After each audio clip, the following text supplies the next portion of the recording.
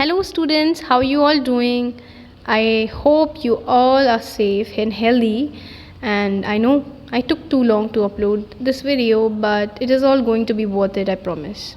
So before knowing tenses, you have a very thorough knowledge about verbs, because you all have heard about tenses, and you might have studied about tenses a very thousand times, but verbs are the key factor, because I have all told you beforehand also that verbs are like the basics. You have to know about them. In English grammar, the verbs are the game changer.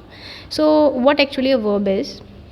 Simple definition, you all know it. The verb is what the action, verb is equals to the action word. So what is action word? Action can be a physical action also, a mental action also. Physical action means like you drive, you write, you play, that is all physical action. And mental action means whatever you think. So simply अगर हम बात करें तो verb क्या है? Verb हमारे action को बताता है. एक्शन फिजिकल और मेंटल दोनों हो सकता है. फिजिकल एक्शन की बात करें तो फिजिकल एक्शन जैसे driving, riding, that is a physical action. और अगर हम मेंटल एक्शन की बात करें तो thinking, that is a mental action. Verb को अगर हम कैटेगराइज करना चाहें तो it is categorise mainly into a primary और main verb. Or you can also say that auxiliary verbs are divided into primary auxiliary verbs and modals. जो primary auxiliary verb हैं they work as a helping और main verb. Like जो main verb है वो क्या करती है? हमारे action को बताती है. And helping verb is MR होता है, सबको पता है. Now next is modal verb. Modal verbs total 13 हैं and they work as a helping verb which is followed by the base form of a verb. And one more point to be noted that हमेशा helping verbs का इस्तेमाल किया जाता है main verb से पहले. Okay, now singular subject and singular object की बात करें तो हमेशा एक सिंगुलर सब्जेक्ट के साथ एक सिंगुलर वर्ब का इस्तेमाल किया जाता है, और उसी तरीके से एक प्लूरल सब्जेक्ट के साथ हमेशा एक प्लूरल वर्ब का यूज़ किया जाता है. जैसे अगर हम सिंगुलर सब्जेक्ट में हम क्या सिंगुलर मानेंगे, जैसे ही, शी, इट, क्या है? ये क्या है? सिंगुलर सब्जेक्ट है. तो इन सब के साथ हमेशा क्या लगेगा? एक सिंगुलर वर्ब लगेगा. यानी कि इसमें हम क्या लगाएंगे? वॉक्स, सिंग्स, डांसेस. सो हमेशा एस लगा देते हैं हम सिंगुलर वर्ब में. उसी तरीके से अगर हम प्लूरल सब्जेक्ट की बात करें तो प्लूरल सब्जेक्ट जैसे आई, वी, यू, दे, इन सब के साथ क्या लगेगा? प्लूरल वर्ब लगेगी, यानी कि वॉक, सिंग. और जो वॉक है ये क्या है? वर्ब की फर्स्ट फॉर्म है. एंड हमें पता होता है कि जो वर्ब की फर्स्ट फॉर्म होती है ये ऑलरेडी क्या होती है? प्लूरल होती है. इसे बनाने की प्लूरल हमें ज़रूरत नहीं है, तो इसीलिए हम क्या लिख देंगे? इसे एज इट इज़ लिख देंगे. तो अगर प्लूरल सब्जेक्ट आएगा तो इनके साथ हमेशा एक प्लूरल वर्ब यानी कि वॉक, सिंग इस तरीके से आएगी. Now next the most important thing is I. I is exception है. When it is used with am and was, it will be treated as first person singular, or else it will be treated as a plural subject.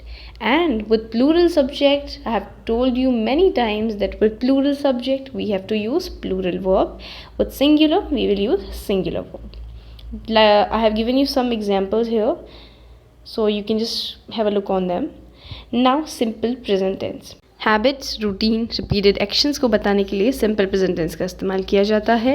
और ये तो हम बचपन से पढ़ते आ रहे हैं कि यूनिवर्सल ट्रुथ को बताने के लिए भी सिंपल प्रेजेंट टेंस का इस्तेमाल किया जाता है. And I think what is new for some is future के लिए भी हम क्या करते हैं? सिंपल प्रेजेंट टेंस का इस्तेमाल करते हैं फ्यूचर की बात बताने के लिए भी.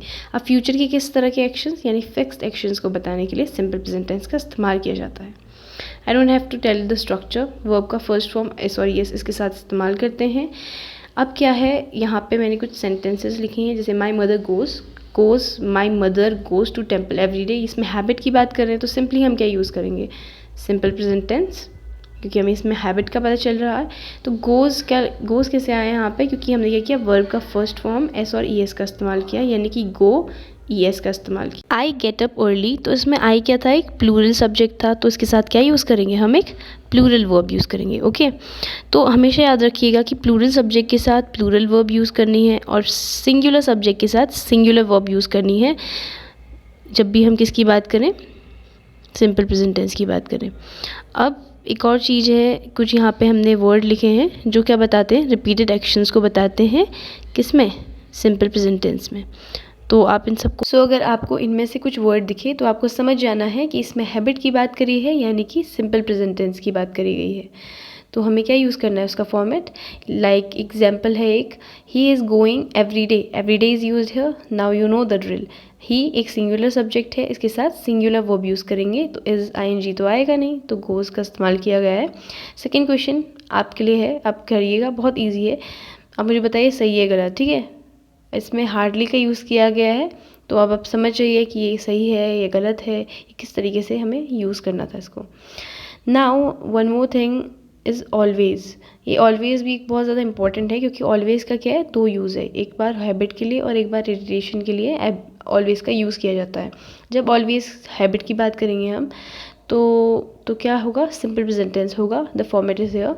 एंड जब ऑलवेज़ का इस्तेमाल इरिटेशन के लिए किया जाएगा, तो क्या है, प्रेजेंट कंटिन्यूस टेंस का काम करेगा. एंड प्रेजेंट कॉन्टीन्यूस टेंस का फॉर्मेट क्या है, ये is MR ING form. Okay, now here is one example. She is always speaking the truth. She is always, तो शी इज़ ऑलवेज बोला है कि वो ये क्या है, इसकी आदत को बता रहा है. तो ये आदत को बता रहा है, तो क्या होगा, ये सिंपल प्रेजेंट टेंस होगा. तो उसमें क्या यूज़ किया गया है, करेंगे हम ऑब्वियसली वर्ब का फर्स्ट फॉर्म S और ES, और हमने क्या किया, स्पीकिंग ING तो आएगा नहीं, तो स्पीक्स हो जाएगा. एंड नेक्स्ट क्वेश्चन में क्या किया गया है, इरिटेशन की बात करी गई है. Okay, now universal truth and facts की बात भी हम किस में करते हैं, सिंपल प्रेजेंट टेंस में करते हैं. जैसे यहाँ पे हमने क्या बोला है, the sun rises in the east. तो राइजेस बोला गया है इसमें, तो obviously simple present tense, verb का फर्स्ट फॉर्म S और ES. Water boils at 100 degree. This is a universal truth. And 2 + 2 = 4, isn't it? So here is also universal fact. So this is the one point that should be noted. Now next is for fixed actions of the future, we have to use simple present tense, like his father retired in 2 years. This is talking about a fixed action of the future, so we are using simple present tense format. And now the second question is, the bus arrives at 18 tomorrow. So this is also fixed, so we have to use simple present tense. Now actions for the futures can be fixed और not fixed. Action जो होते हैं ना, fix भी हो सकते हैं, नहीं भी फिक्स हो सकते हैं. ज़रूरी नहीं है कि हमेशा फिक्स्ड ही हो, पर जब फिक्स्ड है की बात करेंगे हम, तभी हम सिंपल प्रेजेंट टेंस का इस्तेमाल करेंगे. ओके, जैसे इसमें बोल रहा है, train leaves eight 5:30 in the morning in the evening. तो ये क्वेश्चन भी सही है, क्योंकि इसमें हमने बिल्कुल करेक्ट टाइम है उसका सेट है ऑलरेडी. ठीक, और नीचे हमने फ्यूचर का इस्तेमाल किया गया है, विल लीव, तो ये भी सही है. तो हम फ्यूचर का भी इस्तेमाल कर सकते हैं और सिंपल प्रेजेंट टेंस का भी इस्तेमाल कर सकते हैं फ्यूचर, अगर हम फिक्स्ड एक्शन की बात करें तो. ठीक है, अब यहाँ पे कुछ फॉर्मेट लिखा है for those of you who want to note कि एफर्मेटिव का क्या, हमने किसकी बात करी थी अभी तक का. एफर्मेटिव का इस्तेमाल हम कब करते हैं, जब एफर्मेटिव की बात करेंगे हम, तो सब्जेक्ट वर्ब का फर्स्ट फॉर्म S और ES लगाएंगे. नेगेटिव की बात करेंगे तो simply do does not plus verb की फर्स्ट फॉर्म, और इंट्रोगेटिव की बात करेंगे तो do does subject plus verb की फर्स्ट फॉर्म. नाउ इंट्रोगेटिव का यहाँ पे एक सिंपल सा क्वेश्चन है, डू वी नीड हिम. तो इसमें क्या यूज़ किया गया है, डू. व्हाट इज़ डू, सबसे पहले तो हम सब्जेक्ट देखेंगे. तो वी क्या है, इसमें सब्जेक्ट है, और सब्जेक्ट क्या है, प्लूरल है. तो हम इसमें वर्ब भी कैसे लगाएंगे, प्लूरल लगाएंगे. इसीलिए हमने किसका इस्तेमाल किया गया है, डू का इस्तेमाल किया गया है. और वर्ब की first form you know about interrogative, so we have used need here. Now the second question is here, does जो है इसमें ऑलरेडी S और ES होता है, तो हमें इसमें क्या यूज़ नहीं करना होता है कभी भी. जो वर्ब का फर्स्ट फॉर्म है, हमें लगाने की ज़रूरत ही नहीं है इसमें S और ES. उसमें यहाँ पे पहले से ही डज में क्या है, S और ES होता है, so we don't have to do any changes there.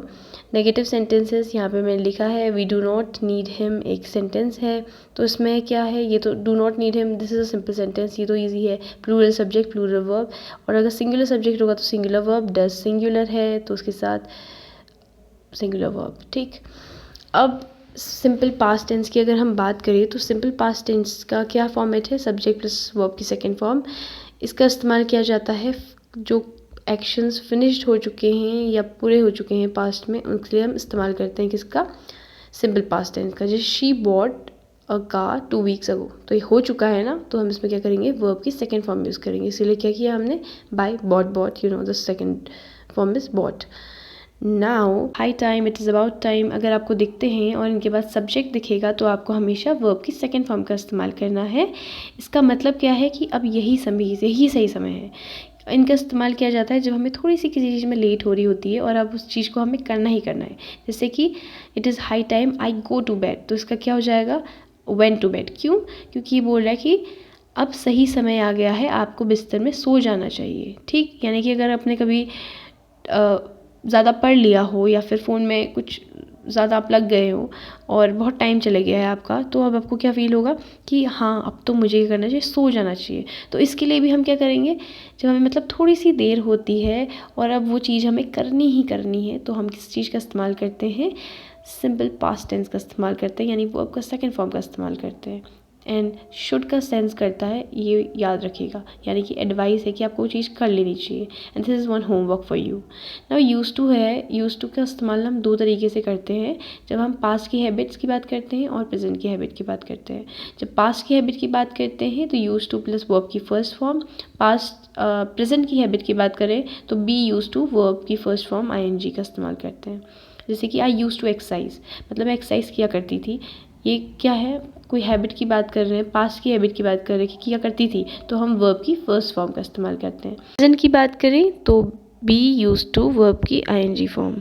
ठीक, अब इसमें क्या है कि बी का जो फॉर्म है is am are, was, were, be, been, being, कुछ भी आए तो हम क्या लगाएंगे, वर्ब की फर्स्ट फॉर्म और आईएनजी। जैसे कि आई के साथ अगर मैंने एम लगाया है तो am use to exercising, ING का हम इस्तेमाल करेंगे। शी इज़, मैंने बी नहीं बोला पर इज़ बोला, she is use to dancing. Okay, so this is telling the habit of present. Now यहाँ पे सिंपली कुछ स्ट्रक्चर है फॉर योर अंडरस्टैंडिंग। एफर्मेटिव है अगर सिंपल पास्ट में तो हम क्या यूज़ करेंगे, सब्जेक्ट प्लस वर्ब की सेकंड फॉर्म। इंटरोगेटिव है तो did plus subject plus verb की फर्स्ट फॉर्म। और नेगेटिव है तो subject did plus not plus verb की first form. This is simply structure, we will study about it in the further classes. यहाँ पे कुछ एग्जाम्पल है इंटरोगेटिव के। डिड शी ईट फूड, यानी कि इसमें हमने क्या इस्तेमाल किया, डिड सब्जेक्ट और वर्ब की फर्स्ट फॉर्म यानी कि ईट का इस्तेमाल किया गया है। और नेगेटिव है नीचे, she did not eat food, verb की first form still did and this is she is the subject. Singular subject, singular verb, that is old, ये सब तो मैंने आपको पहले भी बता ही दिया है। तो फ्यूचर में अब हम इस क्लासेस को और कंटिन्यू करेंगे। यहाँ पे मैंने थोड़ा सा कंपाइलेशन दिया है for you to understand it better, तो आप इसको थोड़ा सा पढ़िए और समझिए।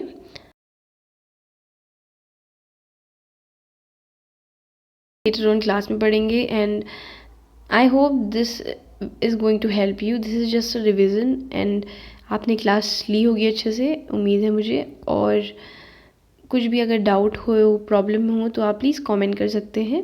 I will try to answer each and every question.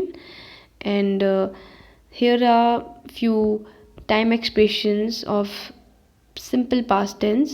अगर आपको मतलब ये सब दिखते हैं तो इसका मतलब हम पास्ट में बात करें, जैसे during, then, next, yesterday, one day. अगर इन सब की बात कर रहे हैं तो हम किसकी बात करें, सिंपल पास्ट टेंस की बात करें, यानी कि हम पास्ट के फिनिश्ड एक्शंस की बात कर रहे हैं जो पूरे हो चुके हैं। ठीक, तो आज के लिए बस इतना ही। उम्मीद है कि आपको कुछ समझ आया होगा and please just keep on learning, stay positive and stay healthy. See you on my next, till then like, share and subscribe. See you all.